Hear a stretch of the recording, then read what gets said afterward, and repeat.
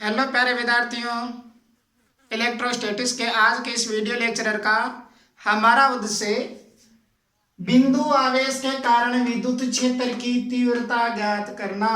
Electric field intensity या electric field due two point charge, यानी कि हमारे को एक चार्ज दिया हुआ है, पॉइंट चार्ज।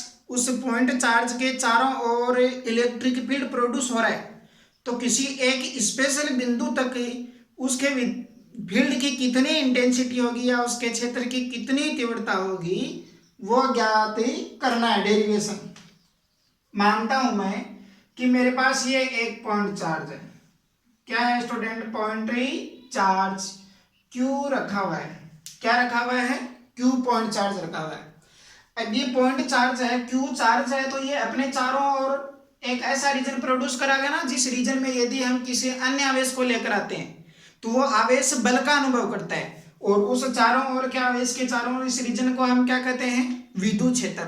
यानी कि चार्ज के चारों ओर के एरिया को हम इलेक्ट्रिक फील्ड विद्युत क्षेत्र कहते हैं। तो चारों ओर का विद्युत क्षेत्र है। इस विद्युत क्षेत्र में मैं मान लेता हूं कोई बिंदु ले लिया है, एक स्पेशल बिंदु। ये बिंदु P है। इस बिंदु P पर मेरे को ज्ञात करना है कि कितनी विद्युत क्षेत्र की तीव्रता होगी, E। इंटेंसिटी कितनी होगी? E इक्वल टू क्या फॉर्मूला पढ़ा था? F upon q not. याद कर, F अपॉन क्यू नॉट, यानी कि एकांक धनावेश के द्वारा किसी बिंदु पर विद्युत क्षेत्र के द्वारा कितना बल लगाया जाता है, उसी बल को हम उस बिंदु पर विद्युत क्षेत्र की तीव्रता कहते हैं। तो हमारे को विद्युत क्षेत्र की तीव्रता ज्ञात करने के लिए क्या करना पड़ेगा स्टूडेंट? फोर्स ज्ञात करना पड़ेगा। और वो फोर्स ज्ञात करने के लिए इस बिंदु पर मेरे को क्या मानना पड़ेगा?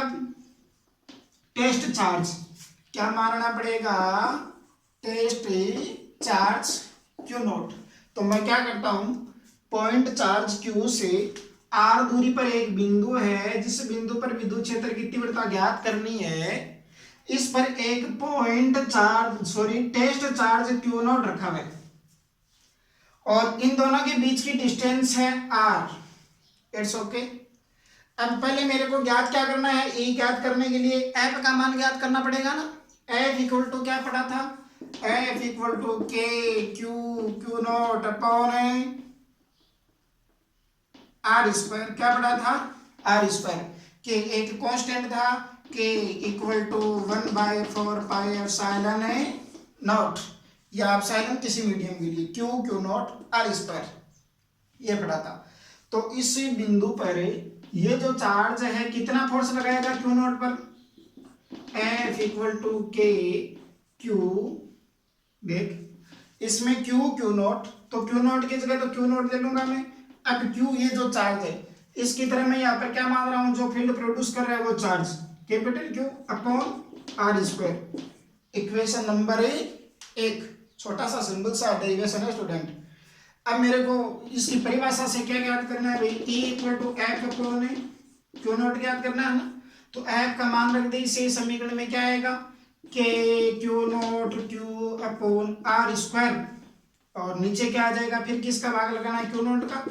क्यू नॉट से क्यू नॉट कैंसिल, तो E का फॉर्मूला क्या मिलेगा स्टूडेंट? के क्यू अपॉन में आर स्क्वायर, के क्यू अपॉन में आर स्क्वायर, के क्यू अपॉन आर स्क्वायर, ये फॉर्मूला मिला। तो इस स्टूडेंट में कि देख, खास बात क्या है? खास बात ये है कि इसमें हमने जो टेस्ट चार्ज माना है क्यू नॉट, वो इस फॉर्मूले में कहीं दिखाई नहीं दे रहा है।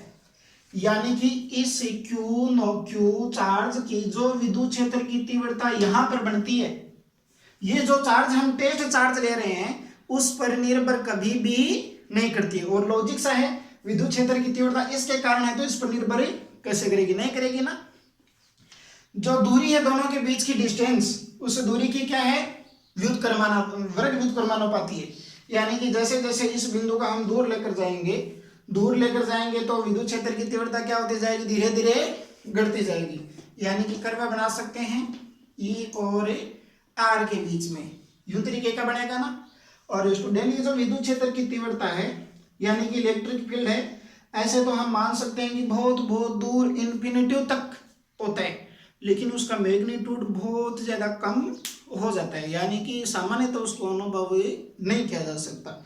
लेकिन इस फॉर्मूले के हिसाब से देखें तो ये चार्ज है, इस चार्ज का अपना जो रीजन रहेगा ना चारों ओर का, वो रीजन इन्फिनिटी तक रहेगा फॉर्मूले से देखें तो, लेकिन उसका मान आगे चलकर बहुत ज़्यादा दूर चले जाने पर बहुत बहुत बहुत ही कम, वेरी वेरी वेरी स्मॉल हो जाता है। तो जनरली वो ऐसे लॉजिक सा लगता है कि इन्फिनिटी पर इलेक्ट्रिक फील्ड नहीं होगा, लेकिन फॉर्मूले के हिसाब से होगा। और देख स्टूडेंट, यदि इसको मैं सदिश वेक्टर की फॉर्म में इसको इंडिकेट करना चाहूँ तो क्या करना पड़ेगा, ई पर यदि मैं वेक्टर लगा दूं तो के क्यू अपॉन आर स्क्वायर।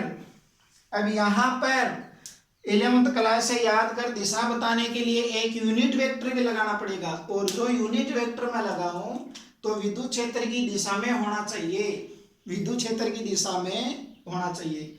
और विद्युत क्षेत्र की डायरेक्शन किस डायरेक्शन में होगी स्टूडेंट, क्यू नॉट है, ये एक अदिश राशि है ना, और एफ ये एक वेक्टर क्वांटिटी है, तो एफ की डायरेक्शन होगी उसी डायरेक्शन, उसी वही सेम डायरेक्शन किसकी हो जाएगी, ई की, दोनों की डायरेक्शन क्या होगी फॉर्मूले से सेम होगी। तो एफ की डायरेक्शन क्या है, क्यू पॉजिटिव मान रहा हूं, टेस्ट चार्ज भी पॉजिटिव होता है, तो इसको क्या करेगा, रिपल्सिव करेगा ना, यानी कि ये यदि खुला हवा में ही है तो लाइन ऑफ जॉइनिंग इस पर इस डायरेक्शन में गति करेगा, इसका मतलब इस पर फोर्स भी इधर ही लगेगा इस डायरेक्शन में ही, और इस बिंदु पर जो विद्युत क्षेत्र की तीव्रता है वो भी इसी डायरेक्शन में होगी। और यहाँ पर एक यूनिट वेक्टर दर्शाना होगा, तो मैं मान लेता हूं आर केफ है एक, इस आर वेक्टर का आर केफ वो भी इसी डायरेक्शन में, तो यहाँ पर स्टूडेंट क्या लगा सकते हैं, आर केफ। थोड़ा इसको आगे और भी चेंज कर सकते हैं, आर केफ इक्वल टू जो फॉर्मूला होता है ना, सदिश आर बराबर आर वेक्टर का परिमाण आर केफ, तो आर केफ बराबर क्या बनता है, r vector upon r vector का परिमाण, और आर वेक्टर के परिमाण को आर से भी लिखा जाता है ना, तो इसको मैं क्या लिख सकता हूं, ई इक्वल टू लिख सकता हूं k q upon r square, r vector upon r vector का परिमाण, ये भी लिख सकते हैं, और परिमाण फिर वो आर के बराबर लिख सकते हैं, तो नीचे कितना हो जाएगा, आर क्यूब हो जाएगा ना, के क्यू आर वेक्टर। ये था अपना डेरिवेशन। आई होप समझ में आएगा स्टूडेंट। ओके, मिलते हैं नेक्स्ट वीडियो में, थैंक्स।